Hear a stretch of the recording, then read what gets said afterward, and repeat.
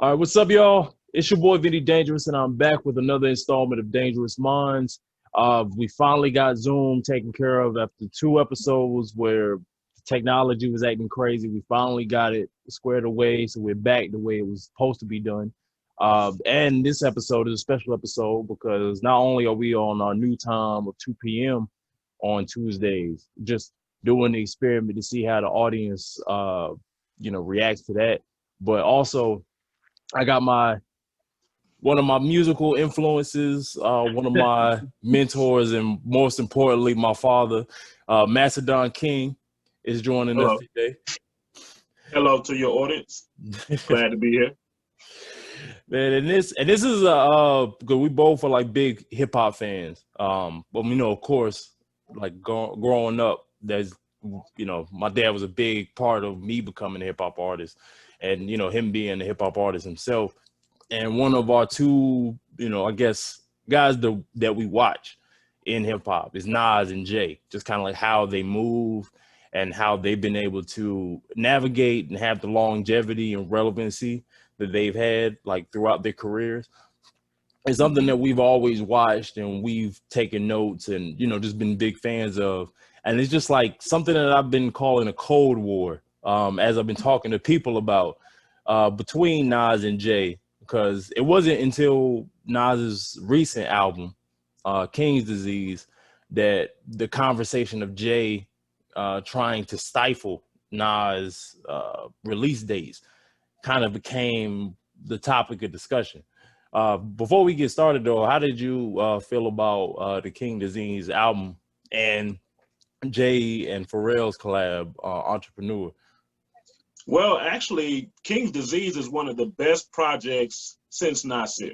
Okay, and the only difference between the Nasir album and King's Disease is, like everyone says, it was a blend of having a producer, a current producer, give him what makes me reminiscent of the old sound from Nas. I mean, taking me back to Illmatic, that formula, but then still giving me an up-to-date energy that's relatable, I think that will be very relatable to the youth. Now, back to Nasir, I will say the hate that people have for that album confuses me. It wasn't a perfect project, but the beats on there it was a lot of gems on there. Let me just put it that way. It's a better way to say it. It was a lot of gems on there from just the jam he put together with The Dream, the song he did with Kanye, where Kanye actually dropped some very positive, very thought-provoking lyrics on it. It was a lot of things that people overlooked. And so that was the staple point when I was like, man, this is a great project. I was like, Kanye West is producing it. It gave me a lot of what I expected. And then Jay-Z dropped. And I literally at that point was emotionally attached to that scenario because I'm like, wow, man, this project drops. And I'm thinking he's attacking Kanye. Right. I'm thinking they're having a fallout during this time and we don't know what's going on. With Kanye, with all the craziness that was going on with him during that same year, like leading up to the release of that project. And there was the reports of Jay and B not really getting along with Kanye and Kim. Yeah. So there was no indication that it was something that was attached to Nas until King's Disease. And then the epiphany just hit and they ran down the list. And I was like, I can't believe he has been stalking Nas all these years, like like that one girlfriend who would never, let you just leave. Yeah, like I had the same thought that you had. Like I thought it was a Kanye stifling, and then it wasn't until this album came out, and I think Royce da 5'9", I don't know if he put together the list or it was he grabbed it from the internet. Somebody else put it together, but it looks like. Because I'm going back, I'm looking at my notes. It all started with Stillmatic, which that would make sense because that was the album that had Ether on it. So, and then ever since then, it's like 2001, same day, Stillmatic comes out, Unplugged comes out, December 18th. Streets to Stifle comes out November 30th, 2004. Collision Course, the collab he did with Linkin Park comes out on the same day. Nas's Greatest Hits November 6th, 2007. American Gangster comes out November 6th, 2007. Nasir comes out June 15th. I guess they couldn't get it together, which I thought was already weird that it came out on a Saturday, which most, like, Jay and Beyonce are no strangers of doing stuff different than the rest of the industry, because usually albums come out on a Friday. And so I'm thinking maybe they were just doing their own thing, but because it lines up with a Nas release, it just feels like this was an attack on him. And then the Lost Tapes 2 comes out last year, July 19th, and even though it's not a Jay album, Beyonce's Lion King album comes out on the same day. And it's just stalker vibes. That's what you want to say. You want to say stalker vibes. If you say every time I show up at Walmart, she at Walmart. Every time I go to the movie, she at the movie. You have to like, hold on a minute now. Even when Nas responded to it, every time, Charlamagne really hit it, and I was like, wow, it really blew my mind that Jay-Z has been holding this long grudge, even with him being a billionaire, even being married to Beyonce, having kids, having successful businesses, having all type of attachments to all type of social causes. This is the social dude, right? Remember the unity, we need to be together. Right. But you never miss a beat. You know what I mean? Whenever Nas come around, because to me, I think he really is, like Nas pointed out, I think he is jealous of him, because I know a lot of people probably get mad when I say this, but Nas to me is the better MC. He is more versatile. He's been more organic. He's given us his relationships. He's given us his divorce. He's given us the streets. He's given us incredible anthems. I Know I Can is still one of the most incredible anthems that I can play for a child, but I can't really name too many songs that, I can't name too many songs that Jay has that I can play in that same caliber. One Mic is a staple, right? And New York State of Mind is great, but that's not the same energy. And Jay was always strongest when he does his street stuff, when he's talking about cooking in the kitchen and doing all of that, or spending money. So he's real commercial, but Nas is, to me, the one that has the soul. And if Nas comes out, he could snatch the momentum that Jay-Z is still trying to hang on to. So it's not only a personal thing, I think, but also business. Because I was also, I had a theory that was floating around. I had this, conversation with a few people, and even the Entrepreneur song that Pharrell and Jay put out. Like, I think about how Nas has always been taught, like, he's been preaching, Black unity.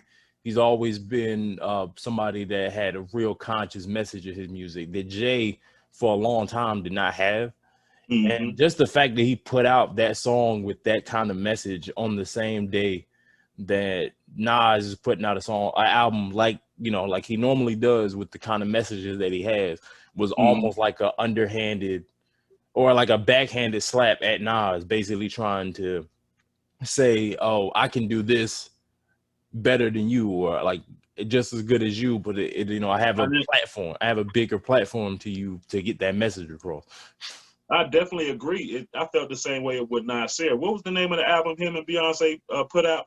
Oh, Everything Is Love. Yeah. So the songs that were on Nasir, what's the song with the kids?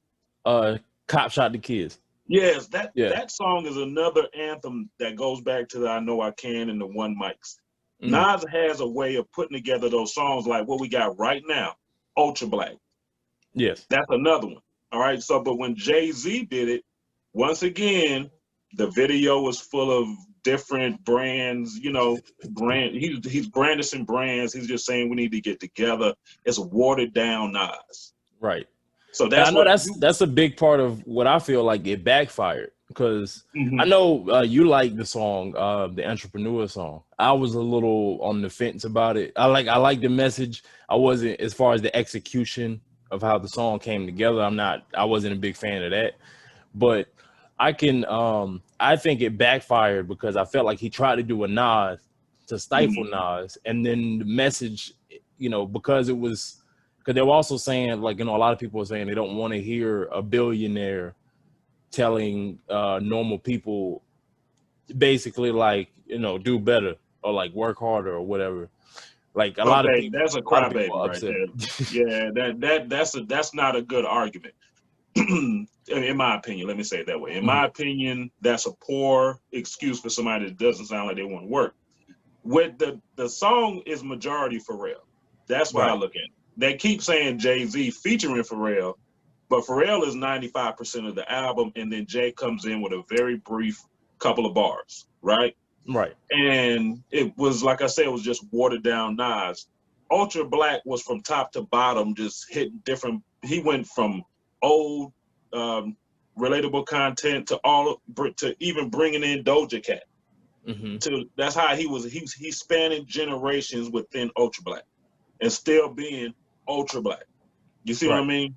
You know, being proud to be Black, and that's the difference. Entrepreneur, I'm not mad at. We need to be business minded.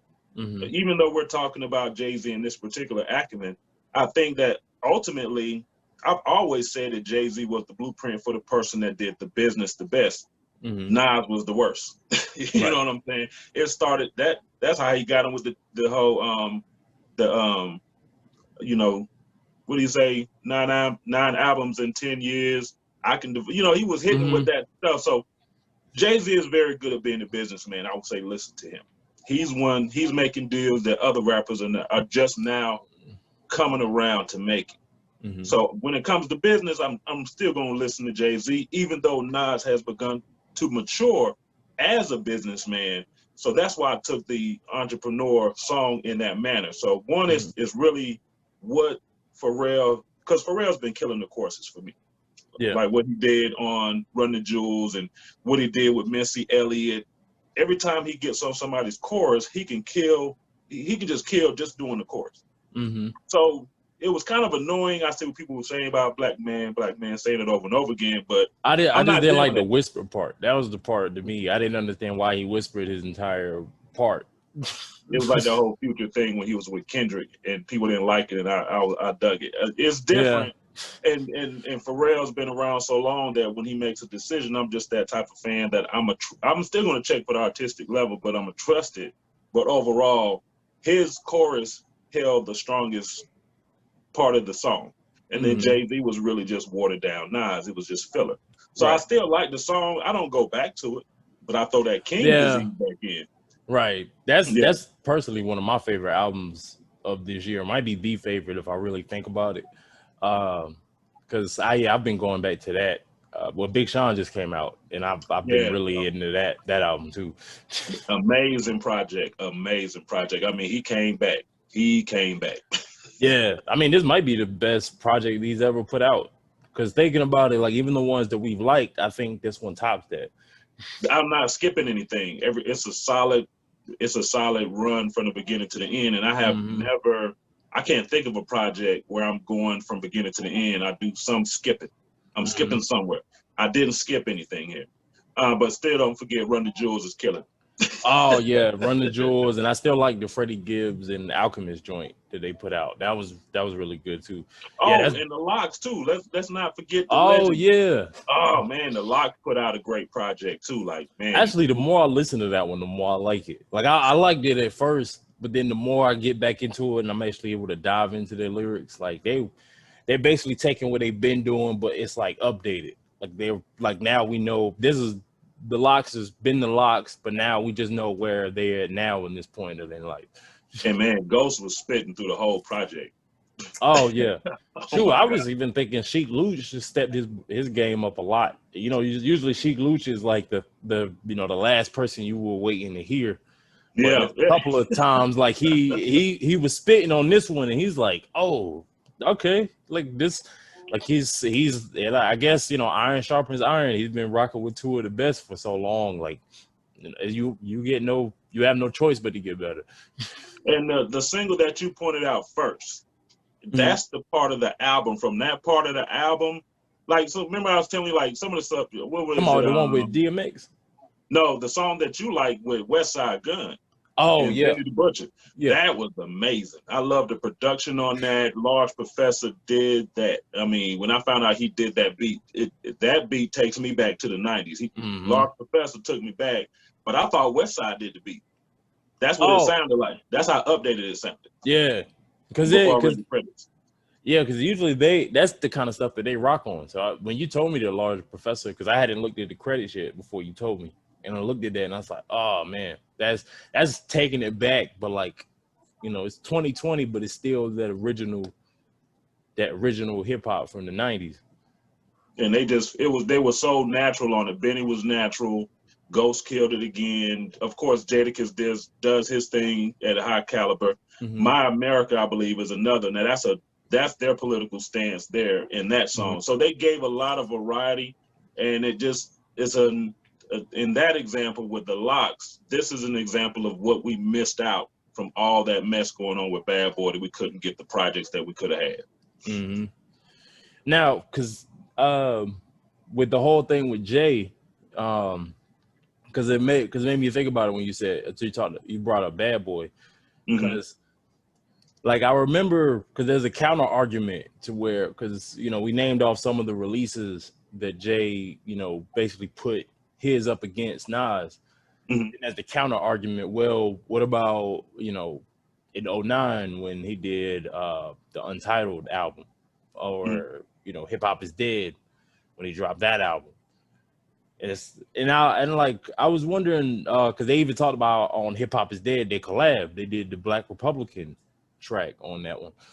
Now, the counter argument would be, well, maybe these are just coincidences. I mean, I know that Nas are trying to be cool and play it off with, you know, the Charlemagne question, like on the Breakfast Club interview. But do you think that maybe, well, I guess they could say maybe, what do you say about people that just saying these are coincidences and that Jay doesn't really even need to deal with Nas on that level anymore? Well, I mean, like I said, it's one hell of a coincidence. I mean, you know, I will play devil's advocate on that. Nas drops a lot of music. You see what I mean? He's constantly dropping music, because we were speaking before the show that he got off his contract. So now you got a free artist who is a legend, well respected globally. So anything that he puts out, for the most part, he's going to recoup big time, right? But at the same, and so, you know, he's constantly dropping projects. He pops up here, he pops up there. He's constantly, you know, looking for people to work with. You know, he went from DJ Khaled to Kanye to DJ Khaled to now you got Hit Boy. So he's moving around organically within the culture. So he's dropping a lot of music. So that could simply be it. The fact that Nas is dropping so much content is colliding with Jay-Z's regular plan, and it just happens to be that. You know, so that I can definitely see that. And then what you just mentioned, that they were on a song together, right?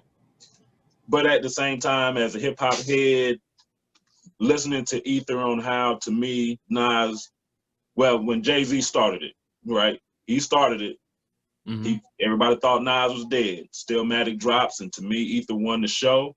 And I think that left a little bit of saltiness in there, because he came with Super Ugly, but it didn't do it. The same. And if as I listen to lyrics like 27 Summers on King's Disease, and when I listen to even the bars inside of King's Disease, I still think Nas is taking jabs at Jay. I guess because, you know, they've never collabed after that one song. Yeah, at least I don't think so. The only one that I could think that they've done together was the Black Republican. I think that was when, if I'm not mistaken, I think Jay was the president of Def Jam. Exactly. So that was politics. And I think that, you know, Nas is like, okay, so for the sake of the company, or, you know, for him trying to, I guess, redeem the Ether situation. And it was because, you know, what was it? Because Nas faced backlash for mentioning, what was it, his daughter, or well, it was something he did. I can't remember what I remember Jay caught flack for, you know, the condoms in the baby seat line on Super Ugly. There we go. So, you know, he caught flack. It was a weak song, and then that was a low blow, and it wasn't creative, right? It was. You know, I could see the merit of him trying to write it, but after Nas came at him, you got to, you know, Nas equal to him in that song. If you put that on, it's like, oh my God, from bar to bar to bar. And then Super Ugly to me was a weak response, and then that was a low blow that didn't win anything. So that's all I'm saying. It's like Jay being competitive. I'm an MC, and I got this beat down. I still want blood. I mean, I don't know. That's just me. I still want blood in it. And as I'm listening to Nas talk about certain types of artists who fake who they are and can't be honest, as I'm listening to King's Disease, who else am I going to think about? He's working with everybody else. Nas is working with everybody else. He's not doing anything really with Jay-Z. You know, and even when Jay dropped 444, if it wasn't for the fact that he's talking about his marriage, it's still, you know, but he was deep on there. But people have seemed to already forgotten it. So it's just, I don't know. It is on one level, if I just look at it, it could be the conspiracy theory, but hey, it's good for hip hop. I would have to say that because it keeps us talking about the culture, and we're talking about two legends who've done a lot for the culture in their own ways and uniqueness. It gives us the album that we have with King's Disease. It even gave us, like I said, I like the Entrepreneur song because if we don't like the song, I know I love the video. When you watch the video, it takes the song to another level to me.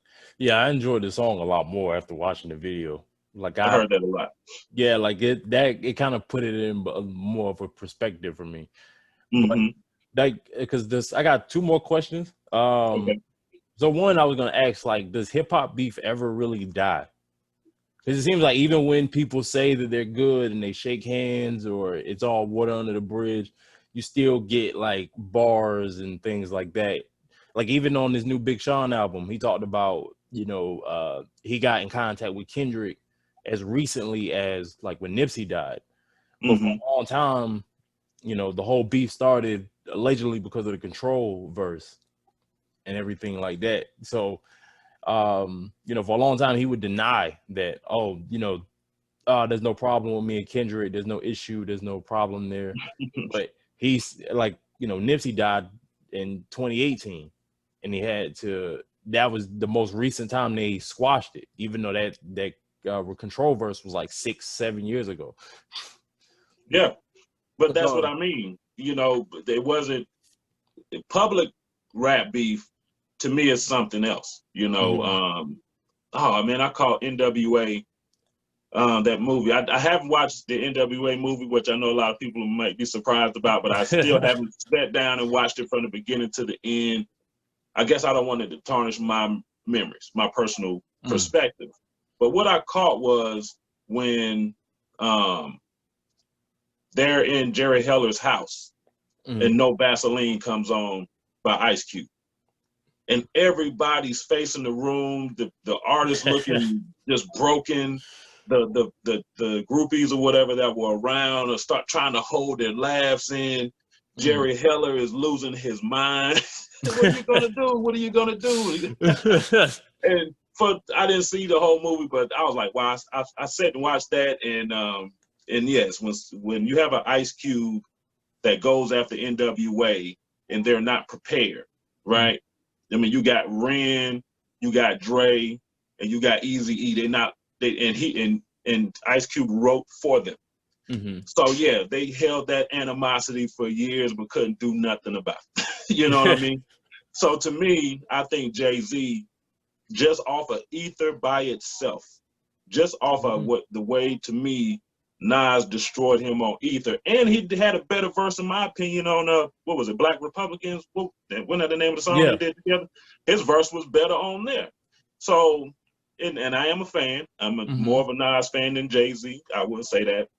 And you know, I think that how Jay-Z got beat up over Ether, still gets beat up over Ether. That's just my opinion. Yeah, he got a grudge because it's in the history books. Now, because I remember at some point, because we used to talk about not Takeover versus Ether, and you actually were at one point considering Jay's response better than Ether? Well, that might have been taken out of context. The thing about Ether, I mean not Ether, but the thing about the takeover was because of how he broke down Nas's career. And it was very telling, right? And when I heard that, now see that I'm trying to remember, was this after Ether came out? Did we have this conversation? Because I think when Takeover this came might out, have been I was dead. well, I know this was like years later. Like we might have been in Dallas, and it might have been like maybe like my second or third trip in Dallas or something like that when we talked about it. Well, I mean, because of course, you know, after Ether came out, it was the talk of everybody's conversation. Who is better? So JayZ's fan says Takeover is better. Nas, a fan, say Ether is better. And I just have to say, honestly, I can't remember saying it, you know, that, but I remember that section of Takeover just blew me away, how he just broke down Nas so accurately. I mean, it was an accurate thought that I personally had about Nas's career. I thought Nas was dead. You see what I mean? Yeah. That killed him. That I was like, man, he done. But when Ether came out, from that point on, I never questioned Nasir again. I literally think like that's one of the best diss records I had ever heard against JayZ, where he broke him down personally. He broke him down mentally to me. When he called him a Tybo hoe, he killed me with that. Trying to get, you see what I'm saying? You remember, it comes back like that. The line that sticks out to me was, how many of Biggie's rhymes gonna come out your fat lips? I was just oh my God. Let the great man live, and don't forget, I rock hoes, you rock fellas. And you try to take my spot, fella? Because when I first heard those songs, I was detached from the beef. I wasn't, you know, at that point, like I was maybe like 7, 8 years old when those songs came out, so I wasn't as acclimated with the whole story of like how I heard Takeover and not even really realizing he's talking about people in the songs, because I'm not listening that, you know, closely to it. So like later, detached from the whole thing, I listened to both tracks side by side, and my first reaction was, oh, Nas killed Jay. I mean, I felt the breakdown, like he breaking down his career, but I'm thinking about it in like rap battle terms.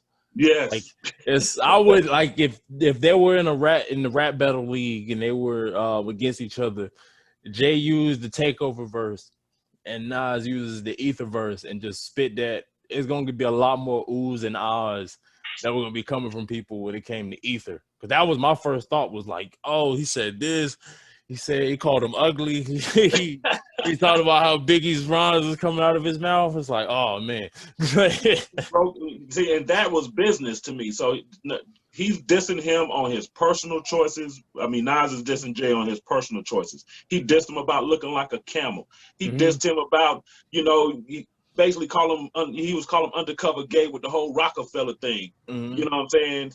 He died of AIDS, and that's who you chose to name your company after? I mean, come on, man. Those are well thought out, very calculated hits, to the point where I don't believe Nas would have ever needed to come back. And he didn't have, he really hasn't, except for Undercover Barbs.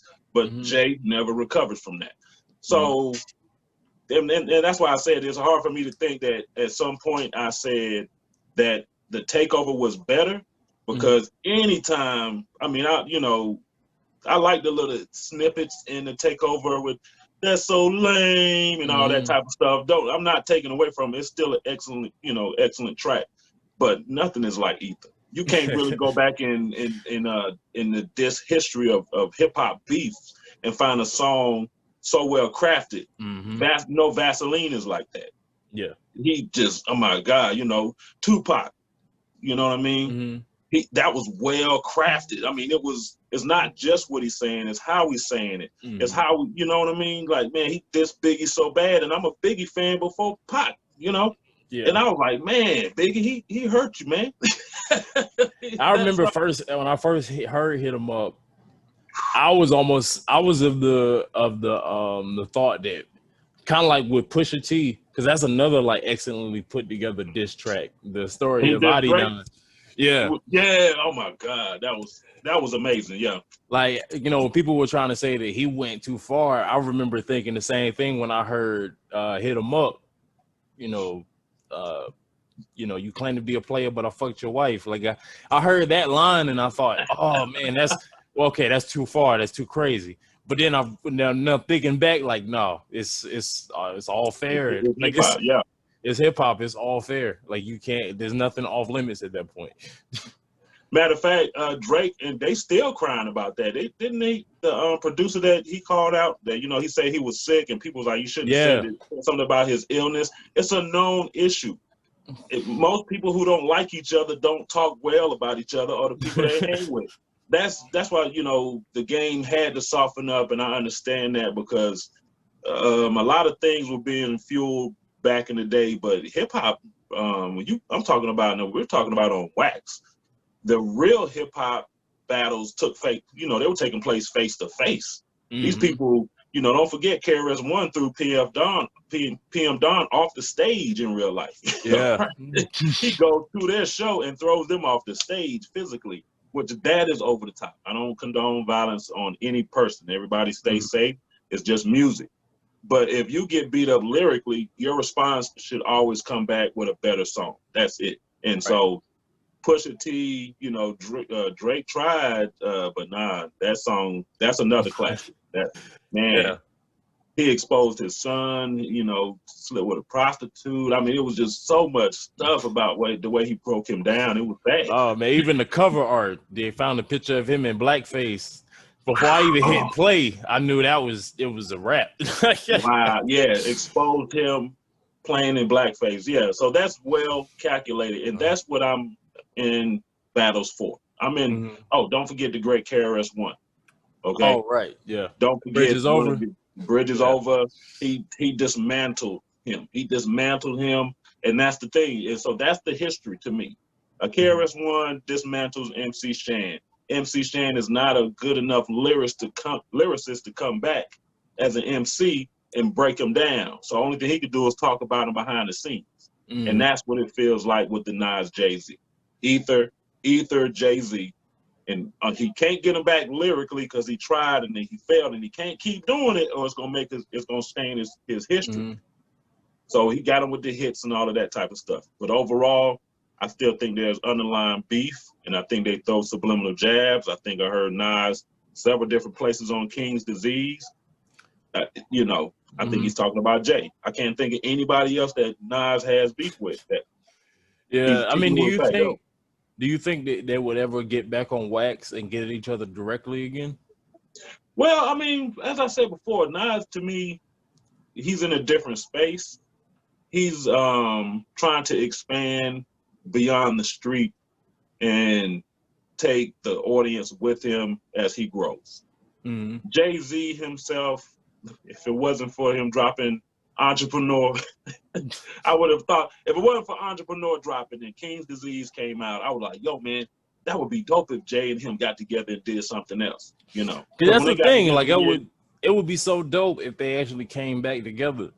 But they only did the one song, and even though I think Nas outshined Jay in that space, I think that they could, especially now in the type of music they've been putting out, and just kind of like the next, like they're on a new level. Like Nas, this is probably one of his best albums he's ever put together that he just put out in 2020.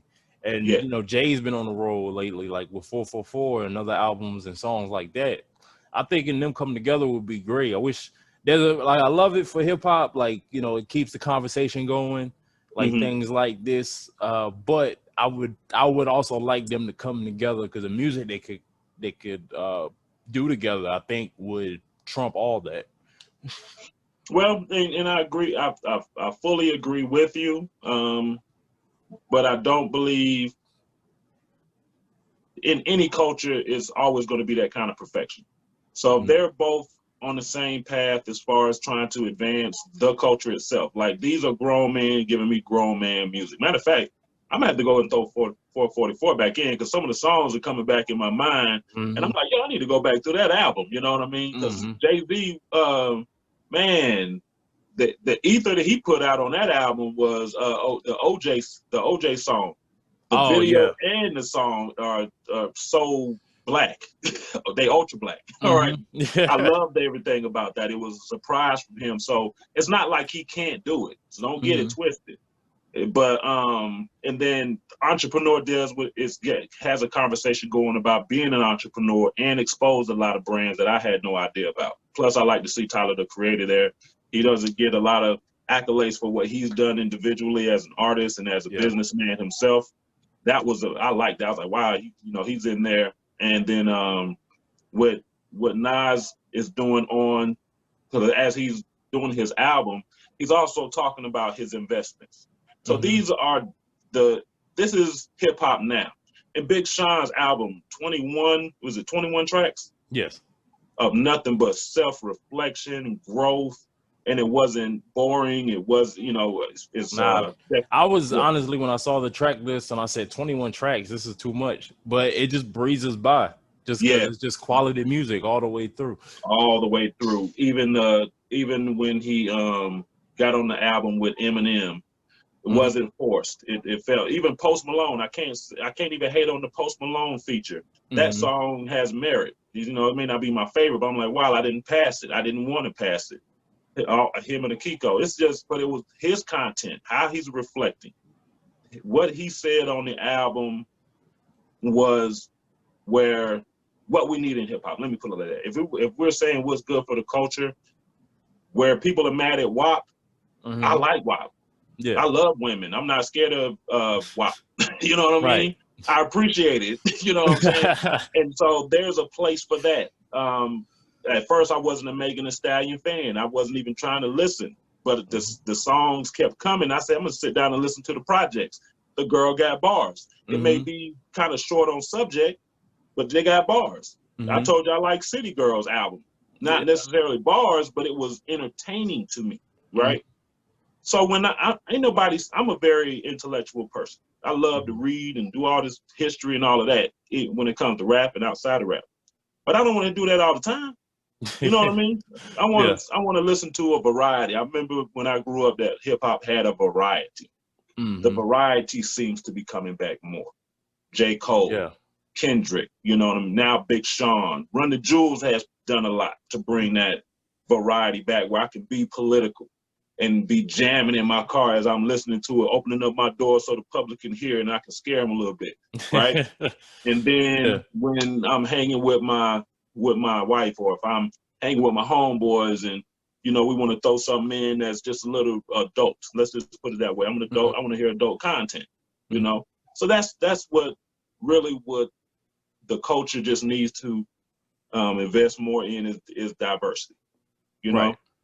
Harlow and people like that. And so that's why this whole conversation with JayZ dropping with behind Nas to try to steal his shine, I still think it's plausible, and I like having that kind of mystique going on in hip hop.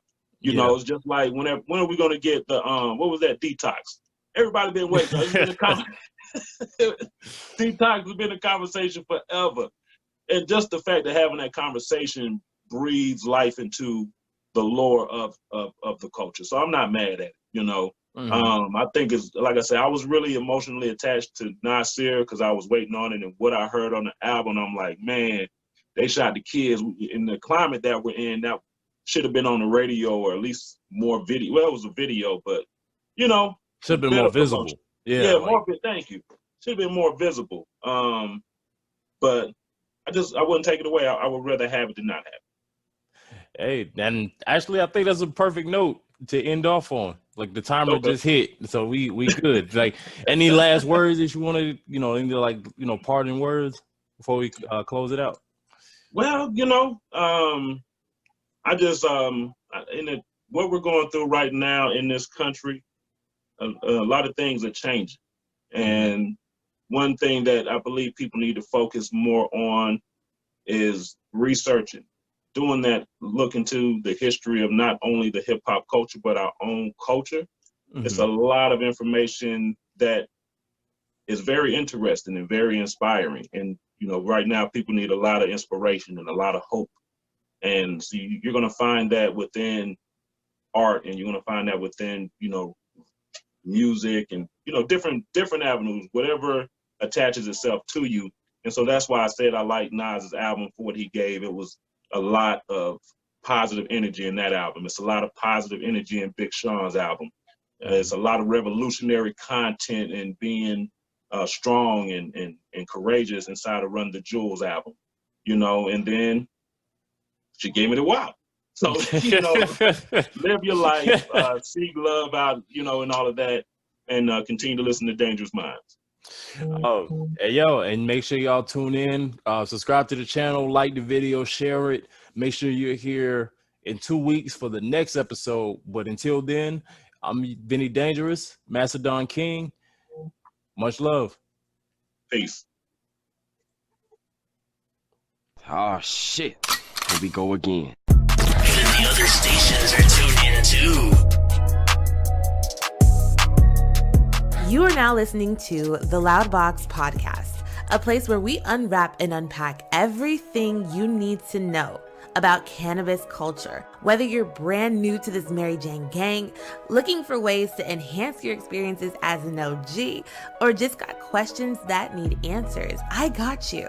After more than 13 years in this game, I'm ready to pass the baton. It's time to put y'all on. It's time to enhance and elevate your cannabis journey.